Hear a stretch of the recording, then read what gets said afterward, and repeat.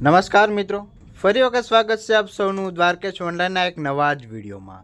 તો આજના વિડીયોમાં આજે આપણે વાત કરવાના છીએ જીપીએસસીમાં જે ભરતી બહાર પડી છે તેના વિશે, એટલે કે ગુજરાત પબ્લિક સર્વિસમાં જે ભરતી બહાર પડી છે તેના વિશે।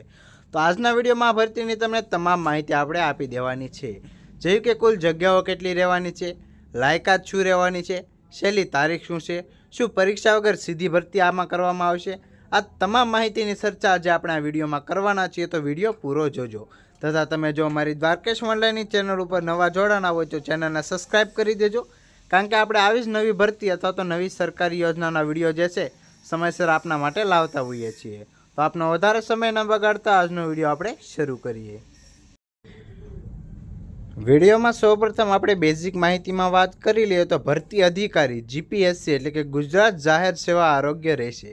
જાહેરાત નંબરની વાત કરીએ તો 133/2025-26 રહેશે। કુલ જગ્યાઓમાં આપણે વાત કરીએ તો ટોટલ 279 પોસ્ટ જેટલી જગ્યાઓ માટે આ ભરતી બહાર પાડવામાં આવેલી છે। નોકરીના પ્રકારમાં વાત કરીએ તો વર્ગ 1 અને વર્ગ 2 ટોટલ સરકારી નોકરીઓ રહેશે। આના માટે જે છે એપ્લિકેશન મોડ ઓનલાઈન રાખવામાં આવેલો છે, એટલે કે ઓફલાઈન નહીં પરંતુ ઓનલાઈન તમારે ફોર્મ ભરવા પડશે।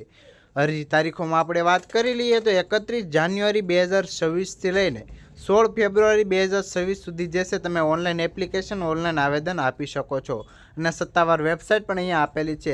વેબસાઇટની ચર્ચા આપણે અંતમાં વિગતવાર કરીશું કે ફોર્મ કેવી રીતે ભરવું। ત્યાર પછી આપણે વાત કરી લઈએ વિગતવાર ખાલી જગ્યાઓની, તો મદદનીય નિયામક વર્ગ 1 માટે 3 જગ્યા, નાયબ કાર્યકારી ઇજનેર સિવિલ વર્ગ 2 માટે 3 જગ્યા, નાયબ કાર્યકારી ઇજનેર ઇલેક્ટ્રિકલ વર્ગ 2 માટે 3 જગ્યા, સિવિલ વર્ગ 2 માટે 8 જગ્યા, ઇલેક્ટ્રિકલ વર્ગ 2 માટે 1 જગ્યા, જ્યારે વહીવટી અધિકારી વર્ગ 2 માટે ટોટલ 5 જેટલી જે છે સ્પોર્ટ ઓથોરિટી ઓફ ગુજરાત એટલે કે SCG દ્વારા જે છે આટલી પોસ્ટમાં જે છે આમાં બહાર પાડવામાં આવેલી છે, જે છે વર્ગ 1 અને વર્ગ 3 મુજબ। ત્યાર પછી આપણે વાત કરીએ નવનિર્મિત મહાનગરપાલિકાઓ જે છે તેના માટે જે જગ્યા ખાલી છે તેમાં, તો મેડિકલ ઓફિસર હેલ્થ માટે જે છે ક્લાસ 1માં 9 જગ્યા રહેશે, additional city engineer civil class 1 માટે 8 જગ્યા રહેશે, ટાઉન પ્લાનર ક્લાસ 1 માટે 7 જગ્યા રહેશે, મેડિકલ ઓફિસર ક્લાસ 2 માટે 17 જગ્યા રહેશે, આસિસ્ટન્ટ એન્જિનિયર સિવિલ માટે 49 જગ્યા રહેશે, જ્યારે મદદનીય ઇજનેર ઇલેક્ટ્રિકલ માટે 19, મિકેનિકલ માટે પણ 19, સિવિલ માટે 26 જગ્યા, ઇલેક્ટ્રિકલ માટે 9 જગ્યાઓ અને મિકેનિકલ માટે 9 જગ્યાઓ રહેશે। ત્યાર પછી જે છે સ્વચ્છતા અધિકારી માટે 11 જગ્યા રહેશે અને જુનિયર ટાઉન પ્લાનર માટે 10 જગ્યા રહેશે। આમ ટોટલ જે 279 જેટલી પોસ્ટ માટે આ ભરતી બહાર પડેલી છે।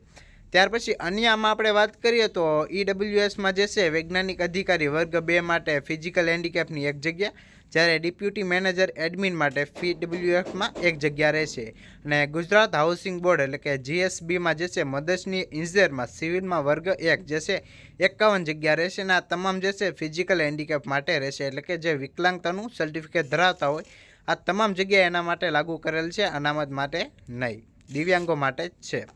ત્યાર પછી આપણે વાત કરી લઈએ પાત્રતા અને માપદંડ, તો શૈક્ષણિક લાયકાતમાં વાત કરીએ તો ઉમેદવારો પાસે પોસ્ટના આધારે BTech સિવિલ ઇલેક્ટ્રિકલ અને મિકેનિકલમાં, MBBS આર્કિટેક્ચર પ્લાન્ટ ટાઉનિંગ ને વેટનરી સાયન્સ અથવા તો લાઇબ્રેરી સાયન્સ તમે કમ્પ્લીટ કરેલું હોવું જોઈએ।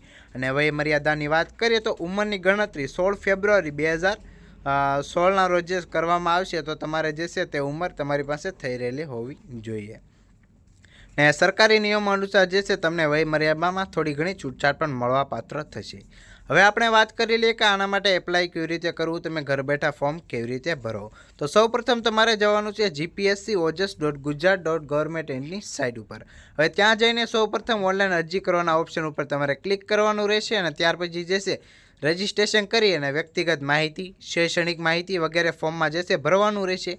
ત્યાર પછી તમારો તાજેતરનો ફોટોગ્રાફ, સહી અને જરૂરી પ્રમાણપત્રો જે તેમાં રિક્વાયર હોય તે તમારે અપલોડ કરી દેવાના, અને લાસ્ટમાં જે છે અરજી ફી ચૂકવી અને જે છે તમારે ફોર્મને સબમિટ કરી દેવાનું છે, અને ભવિષ્યના ઉપયોગ માટે જે છે ત્યાંથી તમે પ્રિન્ટ આઉટ લઈ શકો છો। તો માત્ર આટલા સ્ટેપમાં જે છે તમે ઘર બેઠા મોબાઈલમાંથી અથવા તો લેપટોપમાંથી પણ ફોર્મ ભરી શકો છો, માત્ર એટલા સ્ટેપ તમારે જે છે ફોલો કરવાના રહેશે। તો આજના વિડીયોમાં બસ મિત્રો એટલું જ। જો તમને વિડીયો સારો લાગ્યો તો વિડીયોને એક લાઇક કરી દેજો, ને આવા જ નવા વિડીયો જોવા માંગતા હોય તો દ્વારકેશ ઓનલાઈનની ચેનલને સબસ્ક્રાઈબ કરવાનું ભૂલતા નહીં। મળીએ મિત્રો આપણે નવા વિડીયોમાં।